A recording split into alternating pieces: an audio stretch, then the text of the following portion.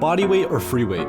If you're watching this video, chances are you are in the dilemma of whether to go down the path of free weight or bodyweight exercises. I know I have been there. This video's aim is to give you working knowledge for you to make the right choice on which modality of training would best land you at your fitness goals. So you might want to pause this video at this point and first decide your fitness goal you're aiming at. I'm not gonna lie, at the end of this video, you might actually decide to combine both. Now, while the subject is broad, I'll try to keep it brief. We all train for different reasons, whether it be power, strength, hypertrophy, or endurance. There are well-researched ways to target that. While there are many overlaps in the two forms of training, bodyweight or calisthenics involves relying solely on your body's mass and weight to train. Free weight, on the other hand, involves lifting objects from point A to point B. Speaking of overlaps, both kinds of training have exercises to target the same areas of your body. Here are a few examples. Free weights will do deadlifts, while calisthenics will do glute ham raises in order to target the glutes, hamstrings, and the core. To target the quads, free weights will do squats, while calisthenics will do pistols. Bent rows for free weights and chin-ups for calisthenics to target the lats, triceps, and forearms. Bench press and dips for free weights and calisthenics respectively in order to target the shoulders, again triceps, and the pecs. Also, many of the benefits of free weights line up with calisthenics in general. Both would lead to greater strength, which leads to greater physical performance, improved muscle mass, greater bone strength and density. Interestingly, using free weights also allows you to target very specific muscle groups to correct your muscle imbalances. For example, if one bicep is larger or stronger than the other, you can easily target the weaker one by doing bicep curls for just that side. You are not restricted to using both hands and perpetuating the imbalance. Similarly, if one side of your chest or back is weaker than the other, you can target just that side with a variety of exercises, which leads us to our next point, variety. There are almost limitless variations of exercises that can be performed with free weights.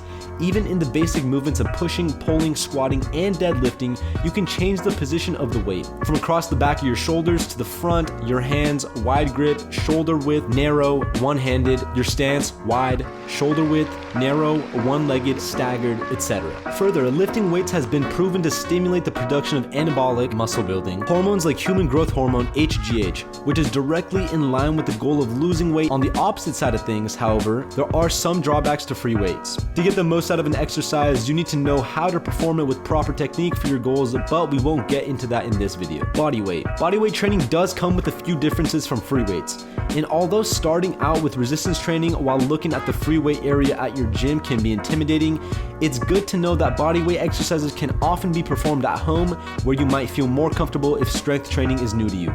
Technique is often less complicated than free weights, and since you aren't hoisting a heavy barbell or a dumbbell, you can take your time learning without a coach and without risking dropping the weight on your foot. Bodyweight training, think yoga, also incorporates a lot of balance and functional movement to help with stability and activating smaller muscles. Similar to weights, you can scale exercises from beginner level upward or regress them backward as necessary. For example, if you're unable to do a full push-up on your hands and toes, you can lower your body so your knees are touching the ground instead, or place your hands on a higher object like a wall, sturdy table, or chair. Once you get stronger, you can play with different hand or foot positions, wide, narrow, staggered, feet elevated, one-armed, etc., to activate different muscles and change the dynamics of the exercise. Not to mention, you move your body every day, pushing yourself up from the floor, standing up from a chair, playing with your kids, or participating in extracurricular activity. Building strength through these movements means greater ease of movement doing so. However, just like free weights, there are failures to bodyweight only training. With bodyweight strength training, you can't isolate muscles as effectively or easily as with free weights. Trying to isolate that weak left bicep will require a lot of creativity, and knowing how to make the exercise harder or easier often requires a bit of imagination and dedication. After all, progressing by adjusting the angle of your body just an inch at a time, although you're getting stronger, can be discouraging. Further, although there are many hard lower body exercises that require no equipment, like one-legged pistol squats, there's only so far you can strengthen your lower body before you need to add weight. And even if you're able to do 100 pistols with each leg, eventually to keep progressing, you need to increase the resistance. You may now be thinking, when do I use what? Many of us treat exercises like a relationship on Tinder. Here's the thing, what's best for you depends on your goals and situation. If you're impatient to see progress in the amount of time that you can lift, bodyweight training might not be the best choice for you. Free weights with their tracking friendly poundages might be better.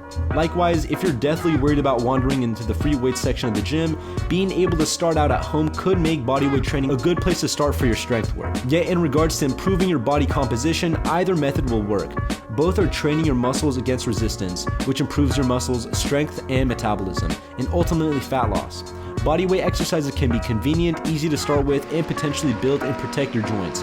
But the limitations of lower body strength on a bodyweight only workout regimen make lifting weights, at least for your lower body, still worthwhile. So if combining the two modalities gives you the best of both worlds, why restrict yourself to just one? Don't forget to hit that like and subscribe buttons, and until the bell rings another one of our videos your way, remember to think fitness.